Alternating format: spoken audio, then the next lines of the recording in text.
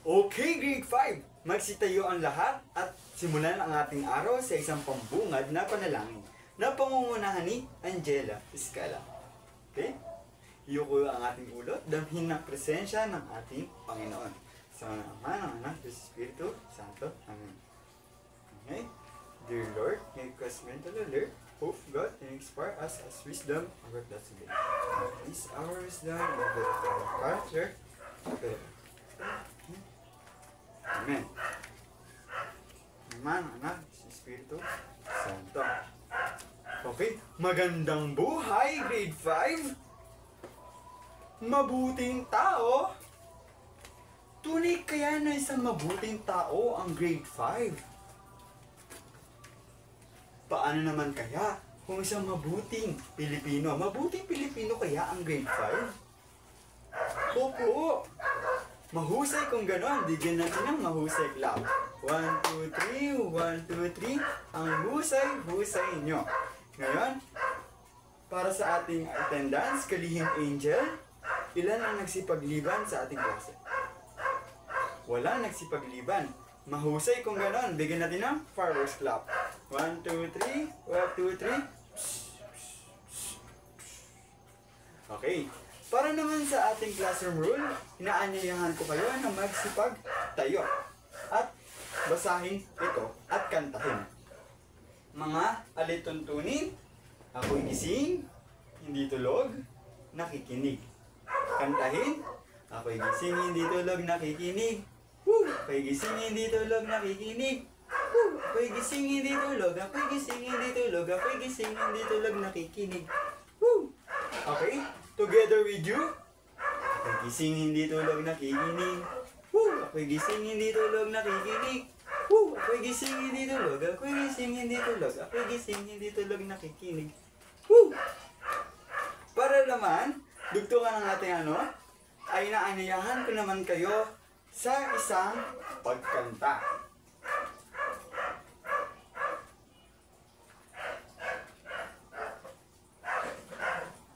Sundan lamang ang nasa screen. Isang Pinoy sa puso't diwa, tuloy na isinilang sa ating bansa. Sa wikang mga banyaga, ako'y Pinoy na mayroong sariling wika. Sabayan niyo ako? Wikang pambansa, maraming kong salita, bayan kong sinilangan, agad kong ang kalayaan. Sigat Jose Rizal, ako'y nagwika, siya ang pangaral sa ating bansa. Ang hirap magmahal sa sariling wika, ay higit pa sa mo'y sa magahong isda. Okay, ang husay-husay naman ng Grade 5 na magsipagkanta. Ngayon, atin namang balik-tanaw sa ating mga huling pinag-aralan. Ano ba ang ating huling pinag-aralan sa ating anong nakaraang linggo? Sino po? Yes, Dale? Ito ay patungkol sa Kristyanismo. Opo, ano po kaya ang gampanin ng mga kalalakihan noon? Yes, Paula? Namumuno. Opo, sila ang nagsisilbing tagapamuno. Paano naman kaya sa kababaihan? Anong ginagawa ng kababaihan kung ang lalaki ay namumuno? Tagapasunod lang? Sila ay ano pa? Mahusay? Sila ay nagbabasa lamang ng doktrina Kristiyana o kaya ay Biblia. Mahusay. naaalala pa ninyo ang huli nating mga tinalakay. Ngayon naman po, atin naman po sisimulan sa isang palaro kung saan dito ay sasagot kayo sa isang 4 picks 1 word. Alam niyo ba yung 4 picks 1 word? Opo. Ito ay may 4 na larawan na may isang salita. Huhulaan nyo sa isang 4 na larawan kung ano ang ibig sabihin nito.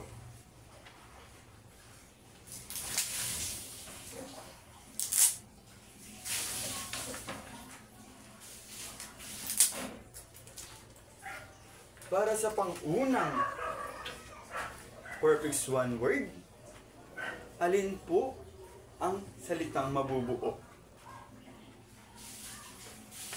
Yes? Yes, Angel? Salitang horse. Sa Tagalog ay ano? Sapilitan o sinasapilit o pinipilit, no? Mahusay. Paano naman sa pangalawa?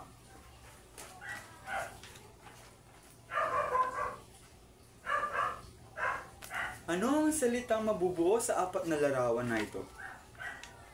Work. Sa Tagalog ay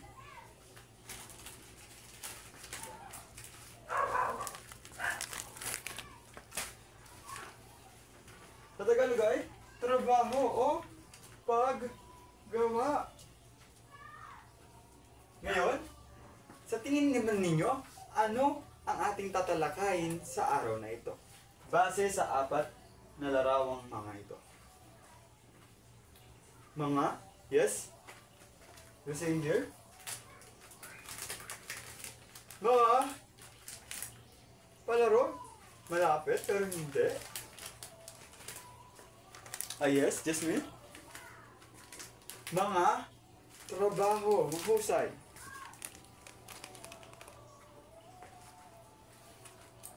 Mga trabaho.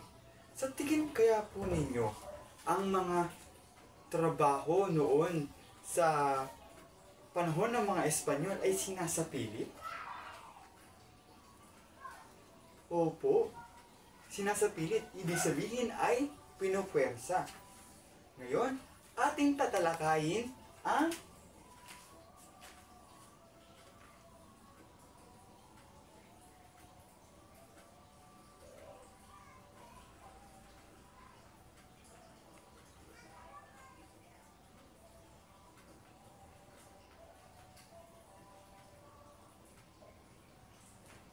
basahin po. Pulo i serbisyo. Tama. Ano kaya ibig sabihin ng pulo i serbisyo? Wala nakakalaw? Ang pulo i serbisyo ay ang sapilitang paggawa.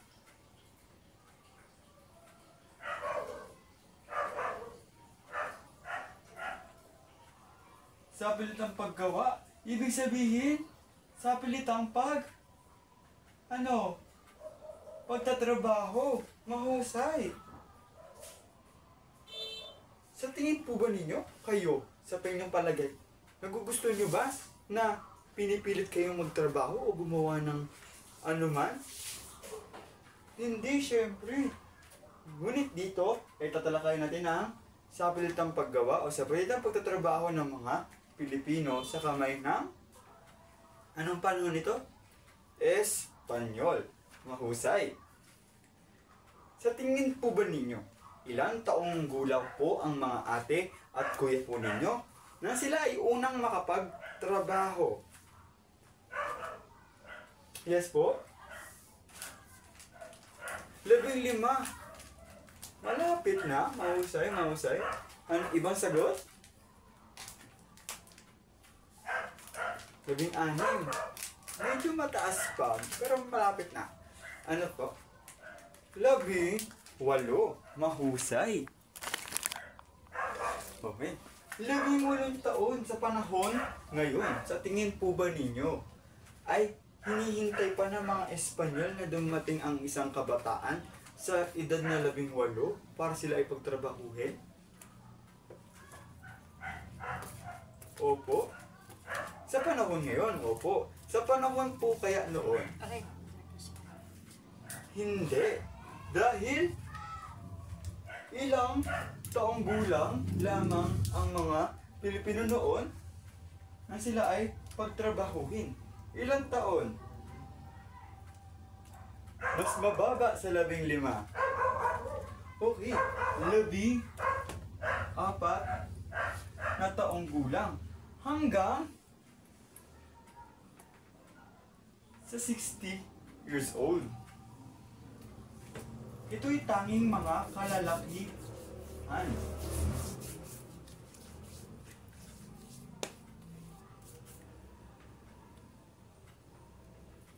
Ang mga kalalakihan noon, sa loob ng 14 na taong gulang at 6 na po, ay pinagtatrabaho ng sapilitan. Under o sumasailalim sa pamumuno ng mga Espanyol.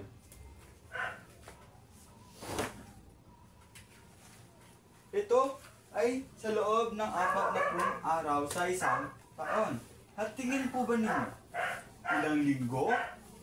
Sa matematika, ilang linggo? 40 araw. Yes, Pamela? 7 linggo at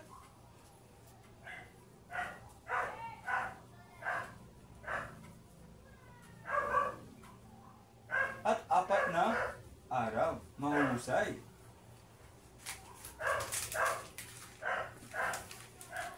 Ngunit, sa pagdating ng mga panahon, walang bagay na hindi nagbabago.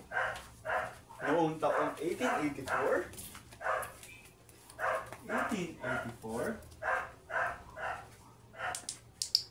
ilang araw na lang kaya ang ginugugol ng mga Pilipino upang sila ay pagtrabahuhin sa isang taon? 15.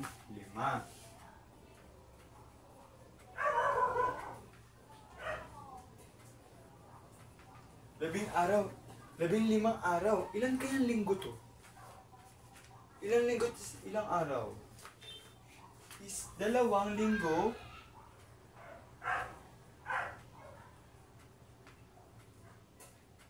At isang araw. Naiintindihan? Nakakasunod? Okay. Noong una, ang kalalakihan ilang taong gulang po? 14 at 60 at sa 4 na pong araw. Ngayon naman po, may mapapakita ko sa inyo mga larawan. Gusto ko na tingnan ng maigi at unawain.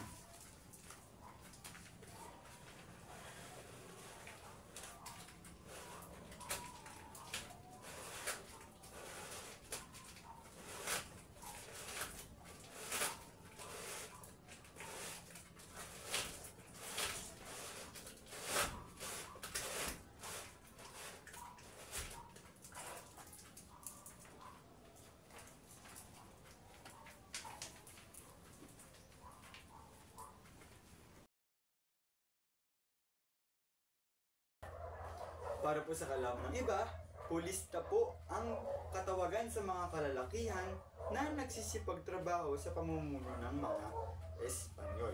Ano po ulit ang katawagan sa mga kalalakihan na nagtatrabaho sa pamumuno ng Espanyol? Ano po? Pulis. Mahusay.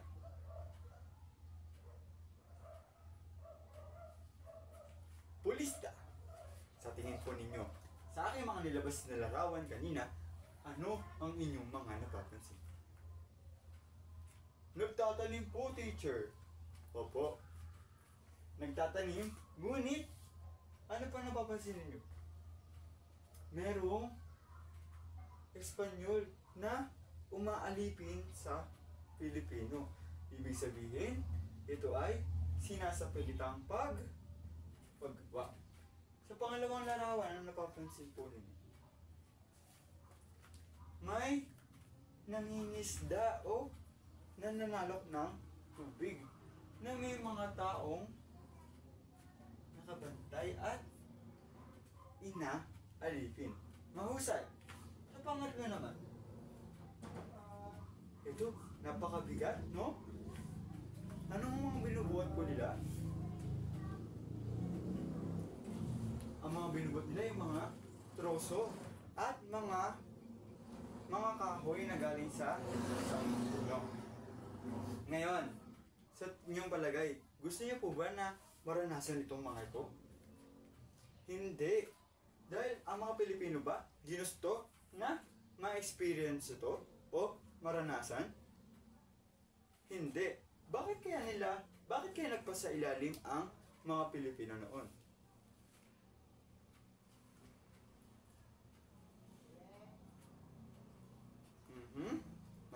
Malapit na. Opo, dahil ang mga Pilipino ay walang mga pinag-aralan o walang kaalam-alam sa pagpapaunlad ng ating bansa. Kaya sila ay sumusunod sa mga Espanyol nang alam nila ay mapapabuti ang bansang Pilipinas. Sa inyong palagay, ang lahat kaya ng mga Pilipino noon ay nakapailalim sa bilang pulista o alipin ng mga Espanyol? Opo, teacher. Dahil sila ay walang mga pawang pinag-aralan. Ang lahat ng mga Pilipino ay pawang alam na ito ay makakabuti sa ikauunlad ng bansang Pilipinas. Dahil wala silang pinag-aralan, sila ay sumusunod sa mga tingin nila ay mas nakatataas, kundi ang mga sumakop sa atin. Ngayon, mga dumating ang mga sumunod na mga araw at mga taon ng pananakop ng mga Espanyol, tingin po ba ninyo lahat ng mga Pilipino ay nagsisipagtrabaho pa rin bilang pulista? Dumating ang ibang mga pagkakataon na ang ibang mga Pilipina ay nakapangasawa ng mga gobernador, mga kabisera. Sa tingin po ba ninyo, sila po ay nagsisipagtrabaho pa rin? Hindi na. Dahil sila ay tinatawag na rin prinsipalya.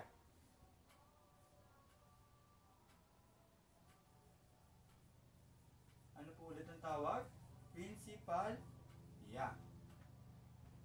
Prinsipalya. Ang mga nakapailalim sa mga prinsipalya, ito yung mga may kapangyarihan o may status sa buhay. Ano po kaya yung mga yun? Mga kapitan, mga gobernador, ano pa? Yung mga mayayaman.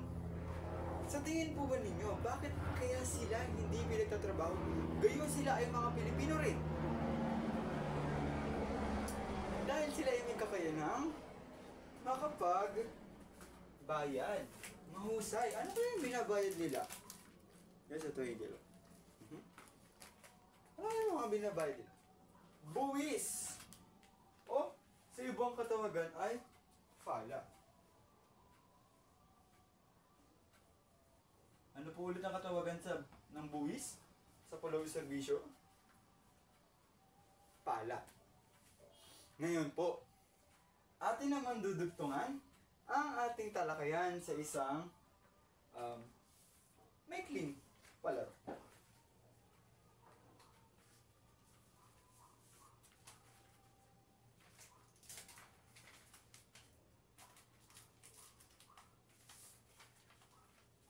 Ang kailangan nyo lamang gawin ay kunan ang mga nawawalang titik. O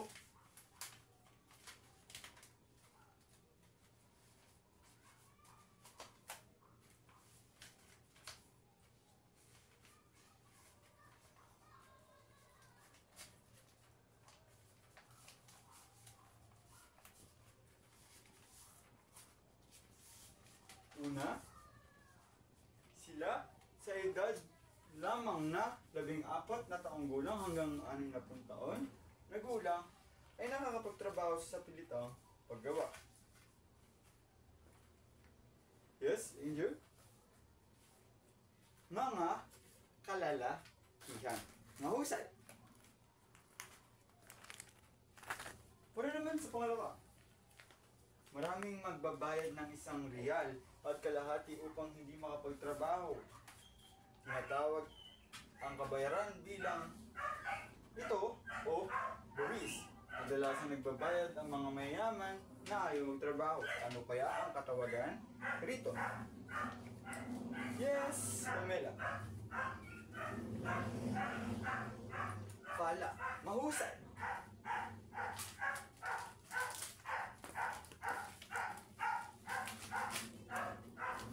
Para naman sa pangatlo, ito ay ang mga Pilipinong nabibilang sa mataas na uri ng lipunan noong panahon ng mga Espanyol. Sila yung mga hindi nagtatrabaho. Ano kaya ang katawagan sa kanila? Yes, Vic? Principal, yan. At para sa pangapat, ang tawag sa mga kalalakihang nagtatrabaho sa pulaw serbisyo o sa pilitang paggawa. Pulista, mahusay, Paula. Para naman sa panghuli, ito ay tinatawag na sa pilitang paggawa. Ano po yun? Pulo serbisyo. Mahusay. Atin naman susunod ito ng isang gawain. Ano pong gawain yun, teacher? Okay, pakibasa po. Yes, Angel? Panuto? Magsasagawa ng bunutan upang malaman ang gagampanang gawain. Ang makakabunot ng makro ay bubuo ng isang larawan sa pamamagitan ng puzzle. Ang pulo naman ay gagawa ng isang tablo na may kaugnayan sa pilitang paggawa. Gamitin ang inyong malikhaing idea at kaalaman sa paksang upang maipakita ang mensahe ng malinaw at makabuluhan. Ihanda ang iyong output para sa pagtatanghal. Matapos basahin, ito ang ating rubrics para sa ating gawain.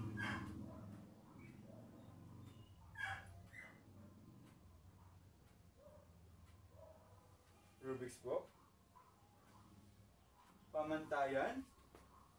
Malinaw na maipapakita ang tema sa koneksyon ng salitang paggawa. 3 puntos. Para naman sa natatanging malikhang presentasyon, na ideya gamit ang drawing o tablo, 2 puntos. Maayos na maorganisado at malinis na pagkakagawa na output. 2 puntos. Nagpapakita na malalim na pag-unawa at interpretasyon sa paksa. 2 puntos. Kumpleto at maayos na may sakatuparan ang nakatalagang gawain ayon sa panuto. 1 puntos.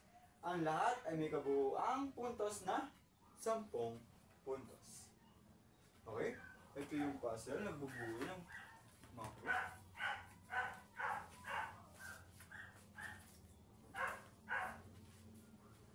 Ako muna yung estudyante.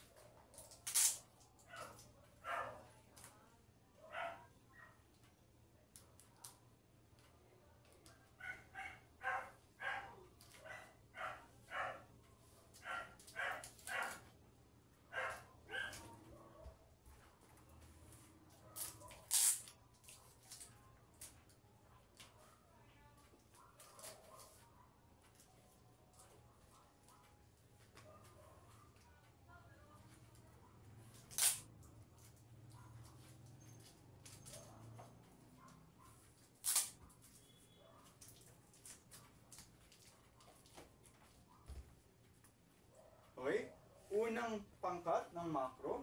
Anong yung nabuong puzzle?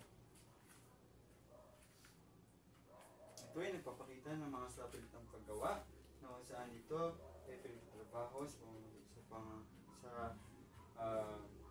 pamumuno ng mga Espanyol. Pinapakita dito ang mga magsasaka at mga nagbibigay pa ng mga ginto.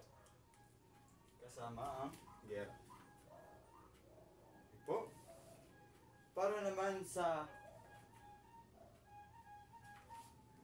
huling pagtataya, ano kaya ang ibig sabihin ng sapilitang paggawa? Pulo y serbisyo.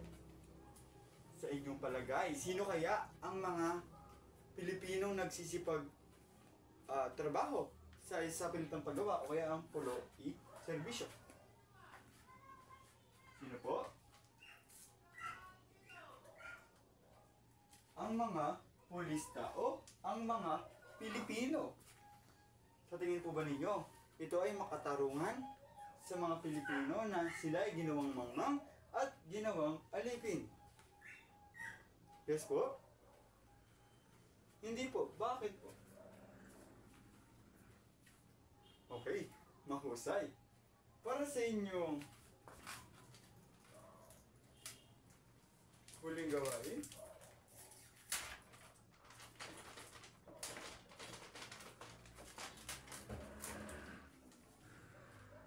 na may panuto, basahin ang bawat pahayag, isulat ang T kung tama at pahayag F kung mali. Ang pulo y serbisyo ay isang tema ng sapilitang paggawa na ipinapatupad ng mga Espanyol para sa lahat ng kalalakihang Pilipino mula 16 hanggang 16 taon. Tama or mali? T or F? T. Tama. Ang mga pulista ay nagtatrabaho lamang sa 10 araw bawat taon sa ilalim ng pulo y serbisyos. Ano po? F. Mali. Bakit po? Dahil 40 araw o di kaya ay 15 araw. Maaaring makaligtas ang pulo sa pulo y serbisyo ang isang Pilipino kung magbabayad sila ng multa na tinatawag na fala. Tama o mali? Letter T. Tama. Dahil sa pulo y serbisyo, nakalika ang mga gusali at mga malalaking barko. Sa tingin po ba ninyo? Tama or mali? Tama. Lahat ng mga mayaman na kabilang ang mga gobyerno ng Dersilyo at miyembro ng Prinsipalya ay obligadong magtrabaho sa pulo y serbisyo. Mali. Bakit po? Dahil sila ay nakakapagmulta ng fala. Mahalaga bang pag-aralan ng pulo y serbisyo at kasaysayan? Bakit? Para sa inyong takdang aralin, saan po ang aking pentel?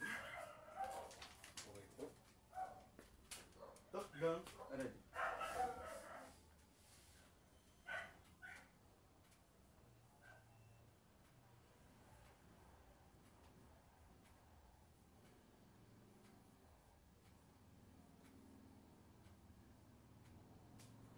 Takdang aralin. Lumikha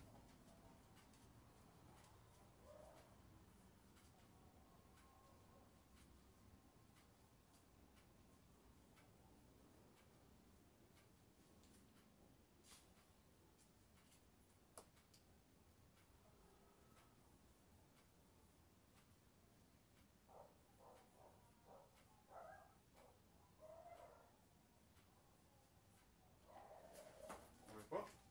At dito nagtatapos ang ating klase ngayong araw. Goodbye and thank you.